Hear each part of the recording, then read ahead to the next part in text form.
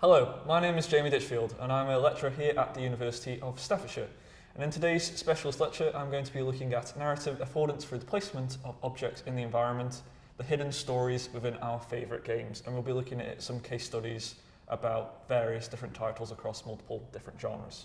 So, we'll be looking at what is narrative affordance, how it is defined, what it means, the examples of what we mean by objects in this context, as well as those case studies and maybe some thoughts for what we can learn from that and take forward in future sort of design ideas, I guess.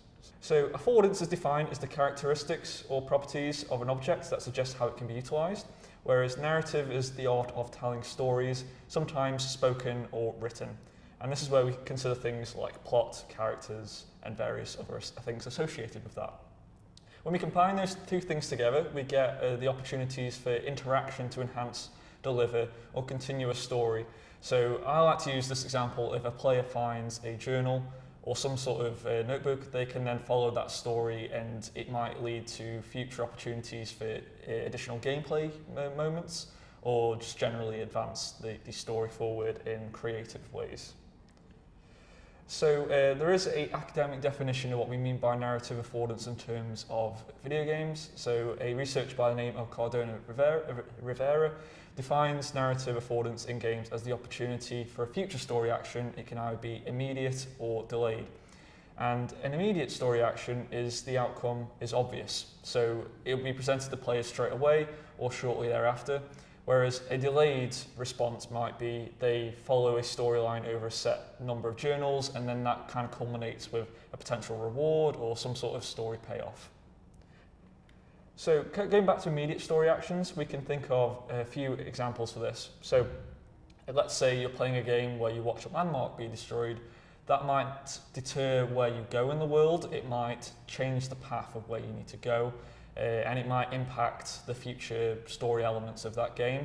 I like to think of in Elden Ring, when you fight one of the bosses named Radahn, the environment changes, you see a meteorite crash and it makes a new area accessible. You can kind of combine that into a delayed response as well, but you see that feedback straight away, so the player then now knows they can go over to that area and see something completely different. You can also look at a different approach to that. So let's say you open a chest in The Legend of Zelda, and in that chest there's an item that will have some sort of relevance to the area that you're in. So I like to use the Lens of Truth from Ocarina of Time because that has deep-rooted lore within the environment of Kakariko Village. And then you can going back to the boss idea. Let's say you enter a room with a set of bosses or enemies.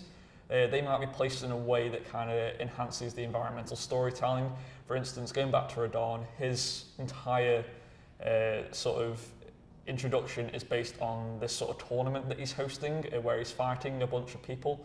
And it's like this big celebration or festival. It's called the Radahn Festival, I believe, if I'm remembering correctly.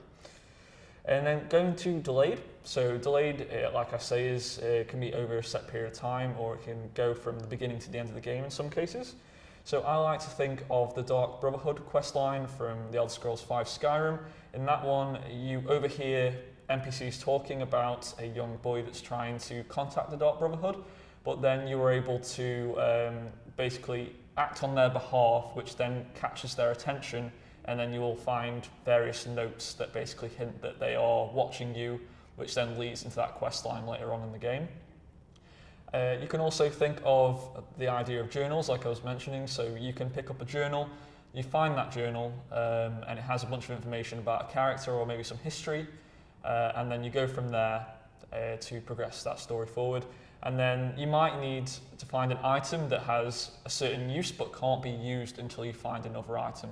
So let's say in Resident Evil you need to get so many medallions, and they might have some sort of cultural or historical significance to the environment that you find them in. So what do I mean by objects? So the main purpose of today's session is to look at defining objects within the environment and what they mean and how they are placed and how it contributes towards narrative affordance. So I like to define objects as the items that are used to deliver or enhance a player's experience within a world and contribute to said narrative affordance. So the interactivity of that object can be different based on what it is, and I like to categorize them into the following areas for the purposes of this research.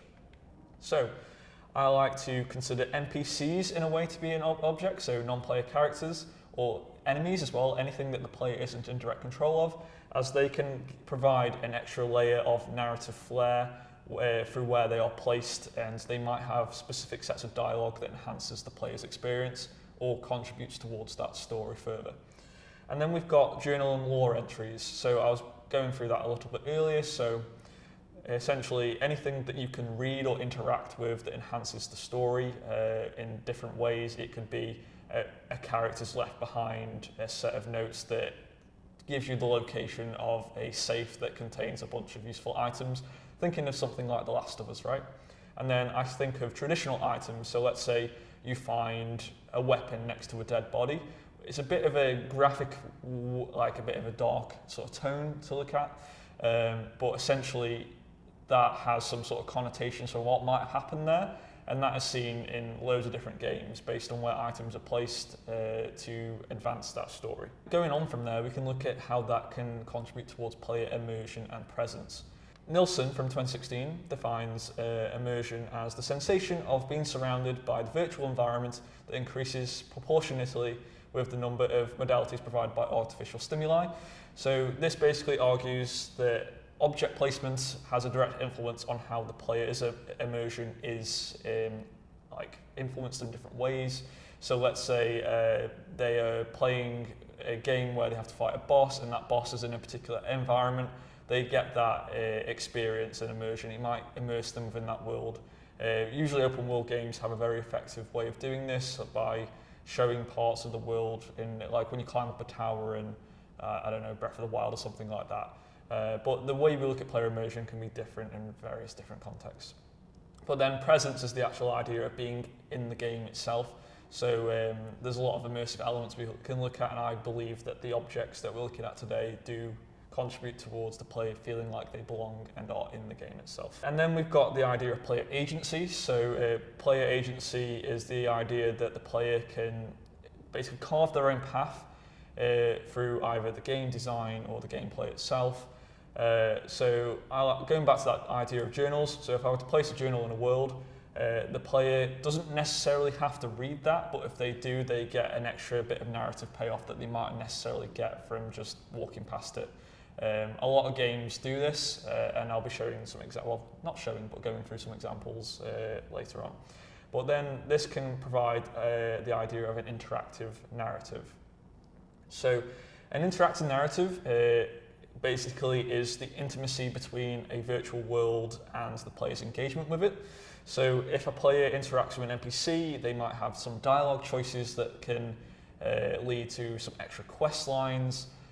I like to use a recent example. So in Star Wars Outlaws, you can build your reputation with a bunch of the different clans in that game. So let's say you want to work with Crimson Dawn, you might choose to betray another one of the syndicates in that game. So you've got like the Pikes, the Hook Cartel, you might decide to go against them, or you might decide to even, you know what, I'm not going to go along with you, I'm going to go with someone else. And that reputation system is built in the back of the game, and that gives that player that extra feeling that they are in that world and they are engaging with it in a meaningful way.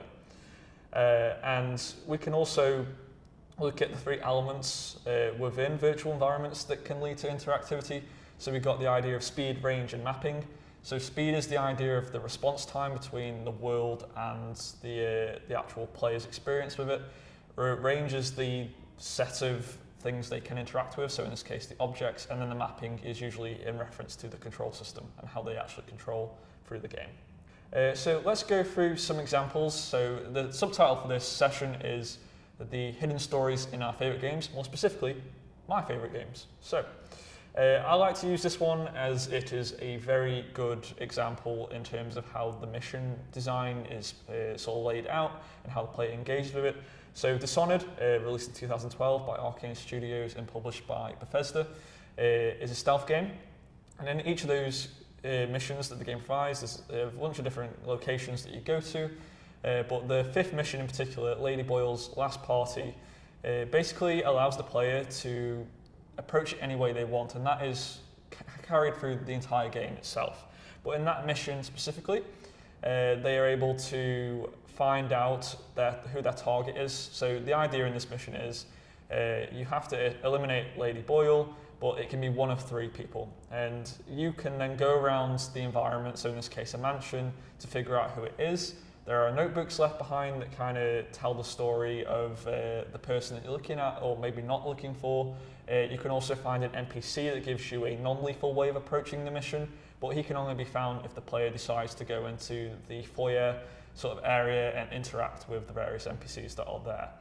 But it's up to them to be able to decide how they approach that mission, and the whole play your way is the sort of essence of that game. And there are many ways of completing it, and that player choice is very important. And you can argue that this is through the object placement, so NPCs and journals and things like that, that enhances that story forward. And then we move on to Baldur's Gate 3, one of the critically acclaimed games from last year. So in Baldur's Gate 3, there's a lot of hidden narratives.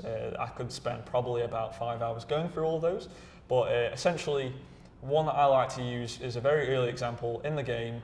You overhear a bunch of tieflings talking about a missing friend, and they are placed in a way so the player has to go past them to complete the main objective, and you find out through various means that they are down on the beachfront and they are being lured in by harpies. And you can hear the music through sound design as well, so that kind of goes through sort of the placement of sound a little bit as well. But essentially, you are able to figure out in multiple ways what is going on there, and then it's up to you if you decide to rescue them or not. You can just leave them, which is a bit on the dark side, but it's that player choice, player agency, and having this optional set of content that you can go through.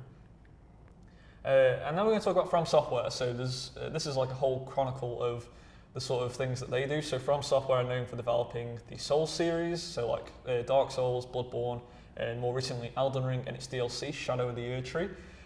So what they do really well is they place things in a very particular way in terms of their set dressing and where things are to kind of give players extra information if they choose to go for it. And if you look very closely, you'll notice that things are placed in a way that makes sense to the narrative of that world. And the entire narrative of the Souls series in particular is through flavor text, it's through the enemy design, the world, and just generally the world as well, including like bosses and where they are. So Dark Souls 1, for instance, which was released in 2011, so if you pick up an item, pretty much every item in that game has some sort of flavor text, and flavor text is essentially a set of text that is associated with an item or piece of equipment that can further develop the history or lore of that world. And lore is the idea of, it's that body of knowledge that is threaded throughout the entire experience, often being interconnected with other game ideas. So that when I was sort of mentioning bosses and world design, that kind of goes into that camp as well. Yeah, you might find a set of binoculars, for instance, in Dark Souls 1, and their flavor text for that will basically tell you that it was built by a famous craftsman, and then that gives you the feedback and knowledge that there was a famous craftsman that was known for creating these types of items. And then we can kind of take flavor text and apply it to Pokemon. So if you look at the Pokedex entries for a bunch of the Pokemon, you get a bit of background information into why they are in the particular location or environment they're in, what sort of their ecosystem is, what they might interact with. They might have, if you're looking at certain Pokemon like the Pokemon Marini from Pokemon Sun and Moon, that whole Pokemon's backstory is that it waits for Corsola, which is another Pokemon, and basically devours them, which is very dark and morbid for a Pokemon game, but you wouldn't necessarily know that without going out of your way to look at it. It's that extra layer of information that can provide some extra affordance for the player.